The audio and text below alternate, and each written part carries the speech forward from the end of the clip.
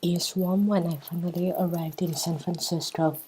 I have been at sea for over a month. I can't wait to see my older brothers. I wonder if will recognize me. It has been years since they left home. I especially miss Brother Wong, as we were neither the oldest nor the youngest. I wondered if I would make new friends in America. I staggered towards the crowd of people waiting. My knees wobble from the long voyage. On shore a voice calls overhear me. Hello, I say, are you my older brother? Yes, the young man tells me in Chinese. Do you remember me? I am shocked. I bow to him, but I am disappointed to learn that Brother Wong has gone back to work on the dangerous railroads.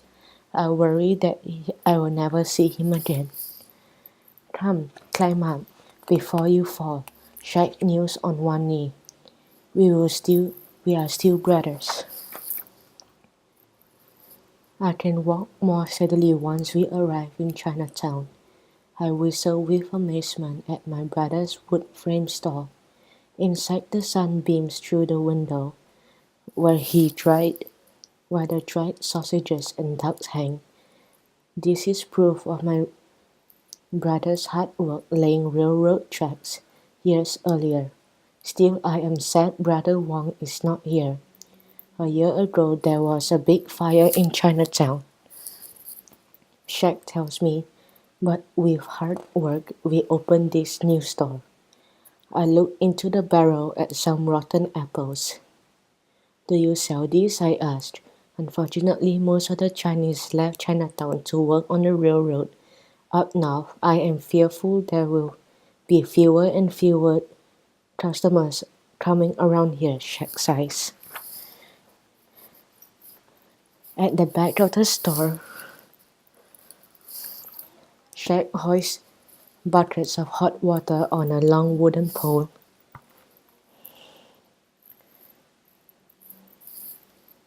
Over his shoulder and pours them into a tub. A hot bath for a tired body, Shaq says, signaling me to get in. As I soak in my bath, Shaq hands me a bowl. I take a sip. Yuck. Shaq laughs. Herbal medicine is always bitter, he says. That evening, over dried fish, duck eggs, and hot steamy noodles, Shaq tells me we must work hard and send money home to our family in China. I found extra work farming vegetables and fruits some miles from here. I'll come back for a few days each week. Ming, you will mind the store while I'm gone. Me? I asked, alarmed. I do not want to disappoint my older brother. The next morning I get up before dawn. After breakfast of leftover porridge, Shaq hands me a broom. Sweep the front, stack the barrels, unload the baskets, wipe the windows. Yes, sir. Long list and do not go past Stockton Street. Chinese should not go outside Chinatown. I wonder why I watched Shaq right off to work in the darkness. It is real quiet. I have lonely feeling. I start my work moving heavy crates and barrels. I unravel the stitching across the top of a rice sack and use it to wipe the store clean. I help a Chinese customer load his basket with rice, tea leaves, and some white radishes. As I watch him carry his goods on a long pole, I hope for another customer. My brother is right, only a few customers come in, and they're always Chinese. They have little money to pay for goods, and they are too few. There is nothing I can do but sit and wait. I long for a friend. The days pass with almost no customers. One day I grow curious.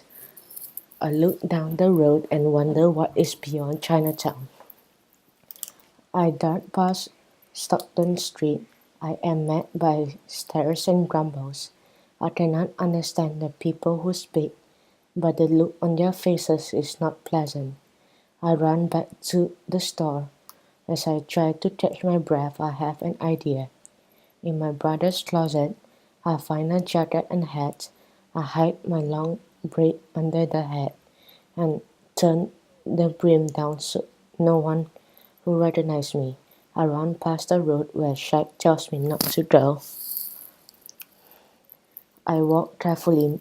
No one stares. My disguise is working. I run faster as my braid falls on my big head. I quickly hide behind a tree. I peek and see kids playing. The sounds are unlike the silence of Chinatown. I follow the children with my eyes. Some are holding books and heading towards a big house. A school, I think. I have heard about schools in America. I would like to go someday. Suddenly, I feel a tap on my shoulder. This boy with brown hair and eyes the color of the bright sky surprises me. He points his finger to his chest and says, Patrick. I part too late, I mutter. I try again, but have to cover my mouth and bite my cheeks to keep from laughing. He repeats, Patrick. I part to it, I repeat and struggle. Patrick. My Chinese tongue is not used to the sounds. We laugh. Then I remember I must go back to the store. I wish I knew English, but I only wave goodbye. For now, I must go back to Chinatown. I run. The next day, I sit and wait. It is 3 o'clock, no customers. I think of Patrick. I want to go back. I wear my disguise and quickly run past the road and wait by that same tree. This time a group of children swarm out of the schoolhouse. From behind I feel a hand on my shoulder. It's Patrick. With a sneaky grin, I push the book out of Patrick's arm and he chases me. He passes me a few times. I run after him. He runs fast, but I can run faster. We run past a busy street all the way to Chinatown. At the store, I dip my bowl into the barrel of water and offer it to my new friend. While we rest in the store, Patrick digs in his pocket and pulls out a piece of chalk. He writes his name, Patrick. He points to the letters, then points to himself and slowly says Patrick. Then he points to me as if wondering what my name is. I say Ming. Ming, he repeats. He writes the letters of my name, of my sound. I beam with delight. I place my hand on Patrick's shoulder. I shake his hand and says, Bunyao. This is how you say friend in my language. That night, Shaq comes back to town. As I help him unload the wagon,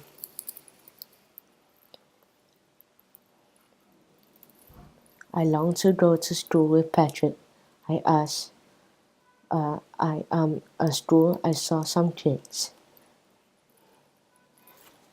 Shaq interrupts in an angry voice. I told you not to go past Stockton Street. But why? I asked, my voice not so strong. People out there are not Chinese. Chinese are not allowed in those schools. We are safer right here in Chinatown, Shaq scolds. Just do as you are told. I bow my head in silence, feeling awful for disobeying my brother. I prepare the water for his bath. Tonight, I must tell Shaq about my new friend. Shaq dips his hand into the water, and I say, Brother Shaq, I have a new. I saw you with a boy, interrupts he interrupts. I am afraid Jack will be angry. There is a long silence. Your new friend is nice, he asks. I nod. Yes, very. He teaches me English. Again there is a long silence. With a deep breath he says, Just be careful, Ming. I will, older brother. Please do not worry. Now that Jack knows of my new friend, I look forward to seeing Patrick when he comes by the store. I don't know why he chose me as a friend. He has a caring heart. When Patrick teaches me English, I say more. He shows me how to write my own name and the English alphabet, all 26 letters. In China, we have to remember characters to make a word. Chinese and English are very different, but every month my English gets better and better thanks to Patrick. Some days he helps me at the store, and when there are no customers, we like to play marbles and toss them into the holes we dug for a game. Some days Patrick helps me clean the store. One rainy day Patrick invites me to his home. I am afraid of what his family will think of my almond eyes and that long hair. My English is not so good, but with Jack's blessing I go with Patrick to his home. He shouts, Ming is here. Hello, I stutter. I nervously take off my hat and my long braid falls down. From the corner of my eye, I see Mr. O'Farrell, Patrick's father, wiping his face with a wet rag. He slaps me on the back. Hello, Ming. He pronounces my name almost right. After checking the pot in the fireplace, Mrs. O'Farrell hugs Patrick and strokes my head. She gives us some bread. I follow Patrick's lead by dunking the bread in the soup. You boys slow down before you choke. Her voice is soft. I do not understand everything she says, but I feel a tickle in my heart. With his hand, Mr. O'Farrell tells me a story. In his homeland, their family had nothing to eat, so his father crossed the ocean and saved enough money to bring his family from Ireland to live in America. Mr. O'Farrell has also worked on the railroads, just like my brothers.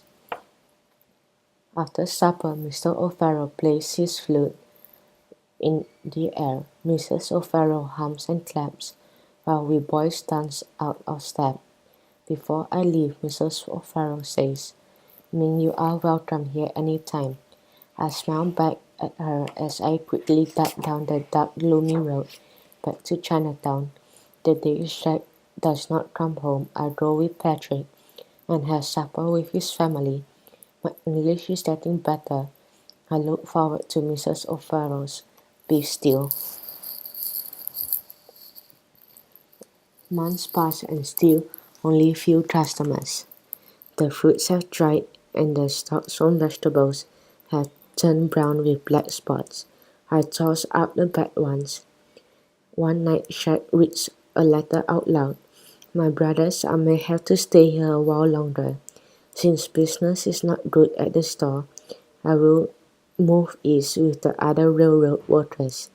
Take care, Ah Wong. There is a long silence. Ming, if we don't get more customers, we will have to close the store, Jack says, clutching the letter. I bow my head.